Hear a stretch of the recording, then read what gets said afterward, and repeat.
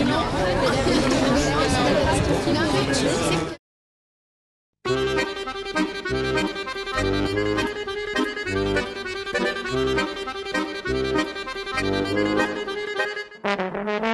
imaginez ça comment Enfin, vous pourriez faire le ramadan, par exemple?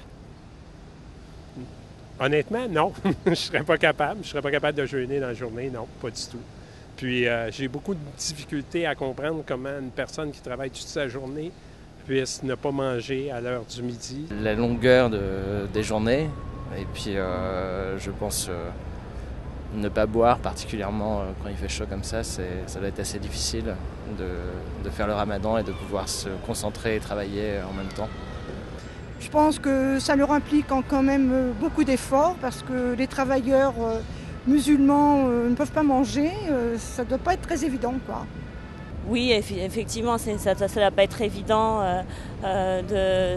Forcément, hein, c'est le but de toute religion, d'être une contrainte pour que l'acte ait une valeur.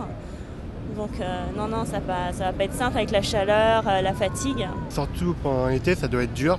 Quand il fait chaud comme ça, ne pas boire, ne pas manger, ça doit être super compliqué, quoi. Surtout que l'été, les jours sont les plus longs, donc c'est dur. J'avoue qu'aujourd'hui, je dirais que ça m'a pas l'air très simple, surtout en plein été. Ouais. Enfin, on est faible, on peut pas vraiment bouger puisqu'avec la chaleur, c'est accablant, donc voilà. Je vais beaucoup en vacances dans des pays musulmans. Mais le soir, c'est très joyeux, mais la journée, non. Non, on quand on va, je vais là en Turquie en particulier, là, avant Ramadan, après et pendant le Ramadan, l'ambiance dans la journée n'est pas du tout la même puisque les gens sont un petit peu surexcités, ce qui est normal. Fatigués ? Je respecte, mais ils sont fatigués, il faut qu'ils le reconnaissent, oui. Ouais. Et puis le soir, c'est la grande fête, ça c'est vrai, on mange beaucoup. Est-ce que vous pourriez le faire là, à cette période de l'année, le ramadan? Ah, franchement, j'aurais du mal, je pense, avec la chaleur. Moi, franchement, il faut être courageux pour le faire. Voilà, il faut être courageux parce que je pense pas pouvoir tenir, c'est... Non, je pense pas.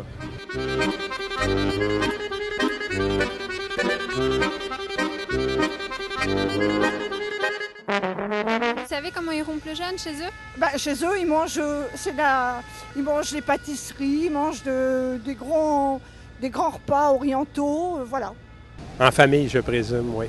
Tout ça, en famille, ils se réunissent ensemble, là, doivent faire un party, quelque chose comme ça, oui, effectivement. Je pense qu'ils mangent beaucoup et qu'ils s'amusent beaucoup. La fête, c'est une bonne chose. Hein.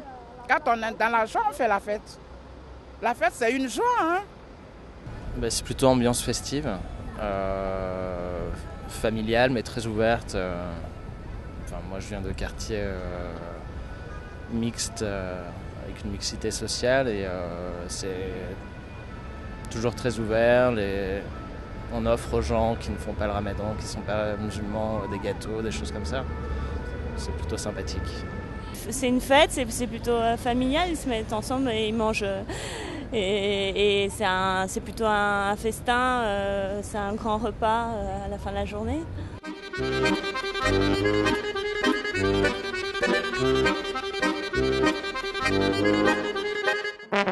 Vous savez pourquoi ils jeûnent? C'est pour se purifier, et puis pour montrer qu'ils sont capables d'accepter un sacrifice, et puis aussi pour comprendre ce que vivent les gens qui n'ont pas de nourriture aussi. Ils aident un peu les gens qui sont démunis, je pense, en faisant une offrande. C'est une solidarité par rapport aux pauvres, c'est une période où on est plus attentif au respect des consignes entre guillemets du Coran. Puis c'est un jeûne purificateur comme la plupart des religions. Ouais, c'est surtout pour se purifier, quoi. Je pense que ça remet un peu comme le carême chez les catholiques.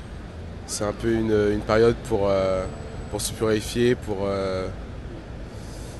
se recentrer sur la religion. Je trouve que c'est toujours bien d'avoir un petit jeûne. C'est toujours physiquement des choses où il y a toujours un rapport, je pense, entre l'esprit et le corps, et que la religion le rappelle par le ramadan. Donc je trouve ça bien.